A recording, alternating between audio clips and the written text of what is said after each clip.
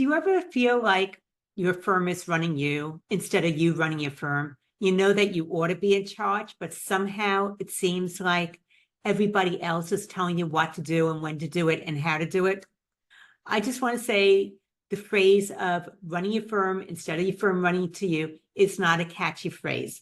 So this is Loren Fogelman with Business Success Solution. And when your firm is really taking charge of your life, it's wreaking havoc with your workload and the flow that you have set up, then it's a real issue and it can actually set you up for burnout, lack of motivation, and even overflow into your personal life, affecting your health, your well-being, and your relationships. So right off the bat, I want you to be brutally honest with yourself. I want you to think about what is it that's going to have you take back control of your firm. And to begin with, let's kind of talk about what that means, because when you're actually feeling like your firm's running you, it means that you're constantly in reaction mode. Someone reaches out to you urgently and you stop everything that you had planned for your agenda today and you work on that person's thing. It's a way of thinking that someone else's emergency becomes your crisis too.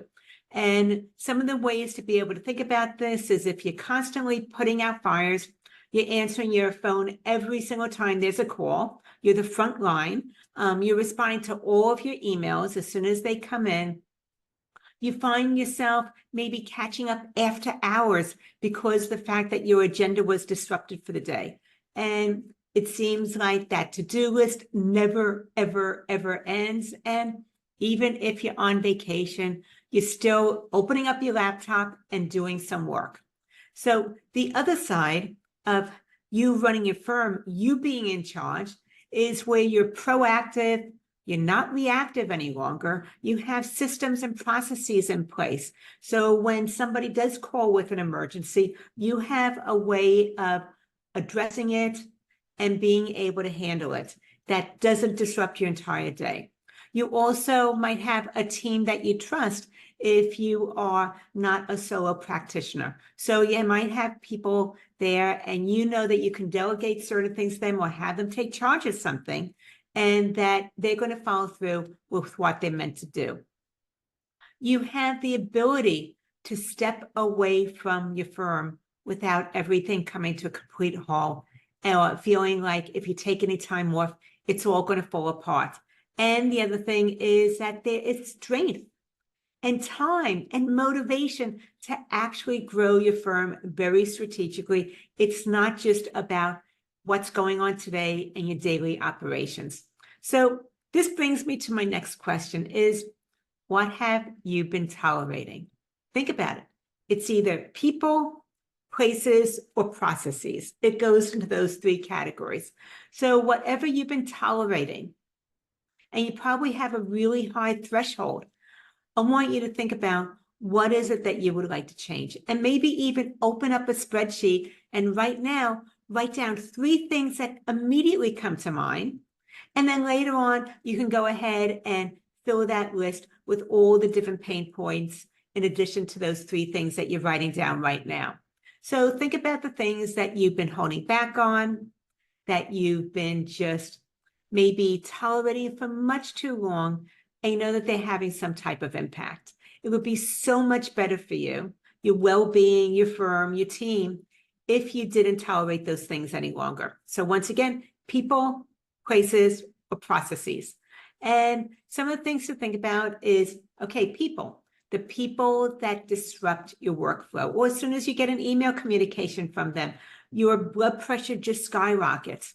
Maybe it is a process where you have something in place, but it's not as effective as it could be, and there's a better way of doing something.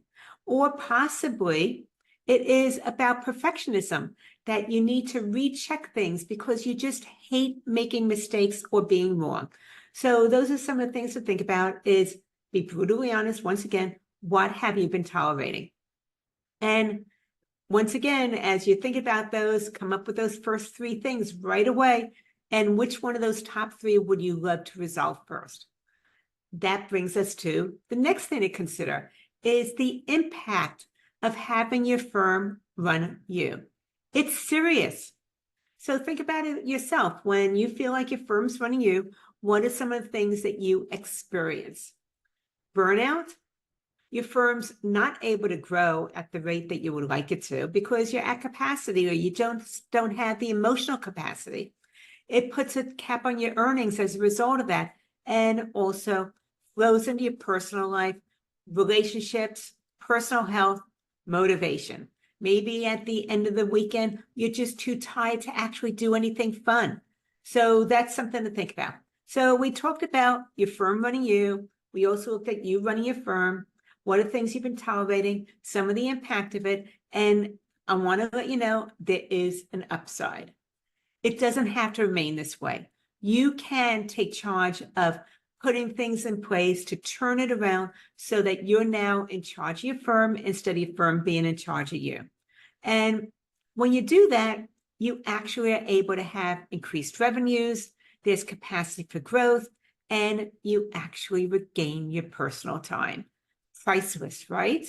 So your motivation returns overall for life as well as for business.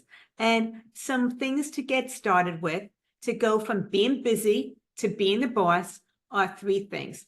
The very first thing is, once again, assess. Be very honest about your current situation, the things you've been tolerating, and what is one thing that you would like to have as your starting point that you would love to be able to address and resolve. The next thing is number two, that goes right into it, the priorities.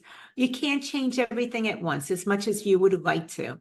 It's not about making those three wishes on the genie bottle and then it all magically goes away. So what you want to do is choose one, maybe two areas that you feel have the biggest impact and you have the capacities to start to address.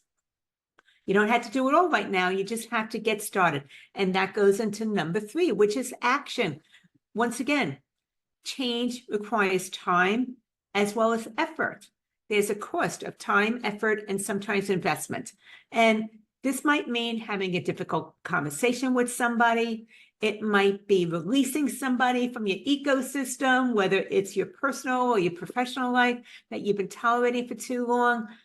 It could be maybe investing in new software to be able to get things more efficient, or possibly blocking out some time for strategic planning and firm growth and business development. So whatever it is for you, go from being interested in doing it to being committed to making that change happen.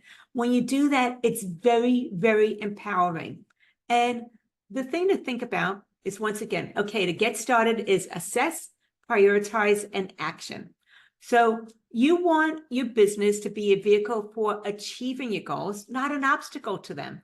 Once again, you want your business to be a vehicle for achieving your goals, not an obstacle for them. So let's remove what you've been tolerating in order for you to regain control, because you deserve a firm that raises your quality of life, not one that takes from it.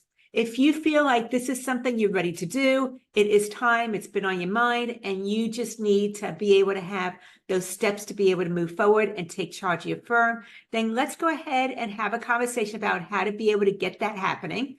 I can be reached at businesssuccesssolution.com/let's talk to be able to kickstart getting you in charge of your firm instead of your firm taking charge of you and your personal life.